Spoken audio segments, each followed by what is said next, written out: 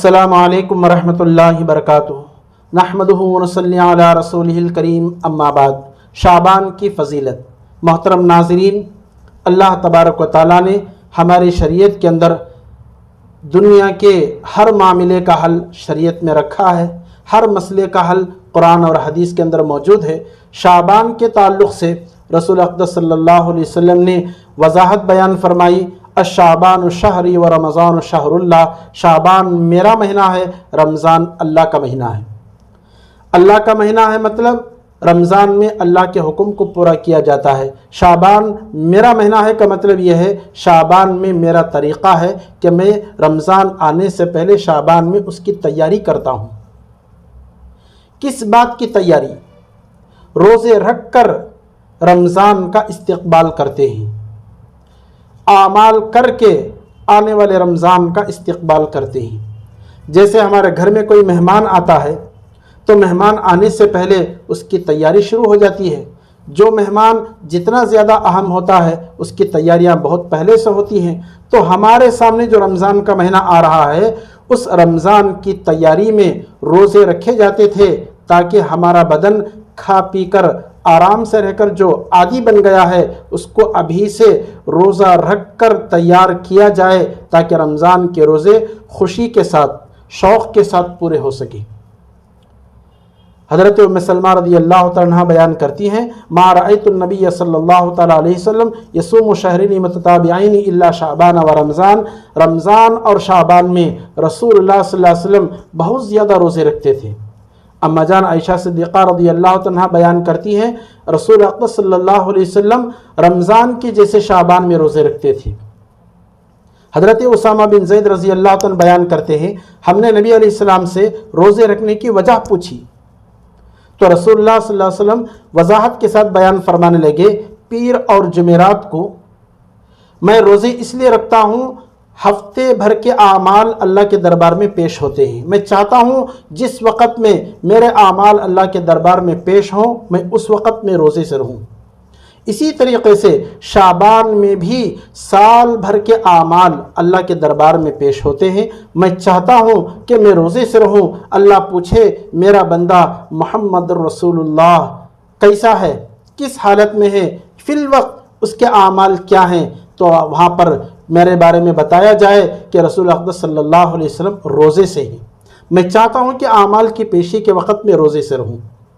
अल्लामा सिंधी रहमतुल्लाह अलैह इसकी वजाहत बयान करते हैं, एक है आमाल रोज़ के रोज़ अल्लाह के दरबार में सुनाए जाते हैं। जो सुबह से लेकर शाम तक ड्यूटी करने वाले फरिश्ते होते हैं, जब शाम को अल्लाह के दरबार में पहुँचते हैं, अल्लाह पूछते हैं कहाँ से आए हो, मेरे बंदों को किस हाल में तुमने देखा? तो फरिश्ते अर्ज़ करते हैं, बारी ताला फ़लाँ बंदा नमाज़ पढ़ रहा था, फ़लाँ बंदा कुरान पढ़ रहा था, हम वहाँ से आ रहे हैं। फिर जो है रात की ड्यूटी के फरिश्ते सुबह को जाते हैं तो फिर अल्लाह उनसे पूछते हैं कि मेरे बंदों को किस हाल में पाया। ये सुबह शाम के आमाल की पेशी रोज़ रोज़ होती है। और एक है हफ्ते भर के आमाल अल्लाह के दरबार में पेश होते हैं पीर और जुमेरात को। इसीलिए रसूलुल्लाह सल्लल्लाहु अलैहि वसल्लम पीर और जुमेरात को रोज़ा रखते थे। और एक है साल भर के आमाल शाबान के महीने में अल्लाह के दरबार में पेश होते हैं। इसलिए रसूलुल्लाह सल्लल्लाहु अलैहि वसल्लम शाबान के महीने में रोज़े रखते थे। ये रोज़े रखना नफिल है, कोई तादाद नहीं है। जितनी हमारे बस में ताकत है उतने हम रोज़े रख सकते हैं। 1 रखें, 3 रखें, 5 रखें, 7, 8, 10, 12, 15 शाबान तक जितने रोज़े रखना चाहते हैं रख सकते हैं। 15 शाबान के बाद रोज़े रखने से रसूलुल्लाह सल्लल्लाहु अलैहि वसल्लम ने मना फरमाया। जब हम अभी रोज़े रखते रहेंगे, बदन हमारा कमज़ोर पड़ जाएगा तो रमज़ान की इबादत में वो शौक़, वो ज़ौक़ नहीं रहेगा। इसलिए रसूलुल्लाह सल्लल्लाहु अलैहि वसल्लम ने फरमाया 15 शाबान के बाद आप रोज़ा मत रखिए। ये रोज़ा रख कर रमज़ान की तैयारी। दूसरी तैयारी ये है, हम अपनी ज़िंदगी का शेड्यूल बनाना चाहिए, कौन से वक़्त में हमें क्या करना है। रमज़ान के महीने में ऐसे कौन से काम हैं जो अभी हम करके फारिग हो जाएं, रमज़ान में हमें वो टेंशन ना रहे। हम रमज़ान को मुकम्मल फुर्सत बनाकर इबादत में हम सर्फ कर सकें अपना वक़्त, दिन रात सुबह शाम हम इबादत कर सकें, ज़्यादा से ज़्यादा कुरान की तिलावत कर सकें। कौन सा काम ऐसा है जो हम रमज़ान से पहले ख़त्म कर लें, रमज़ान के वास्ते हम फ्री हो जाएं। اسی طریقے سے سب سے بڑی اہم بات یہ ہے، شعبان کے مہینے میں حضرت شیخ عبد القادر جیلانی رحمۃ اللہ علیہ غوث پاک فرماتے ہیں، شعبان میں شین عین با الف نون ہے۔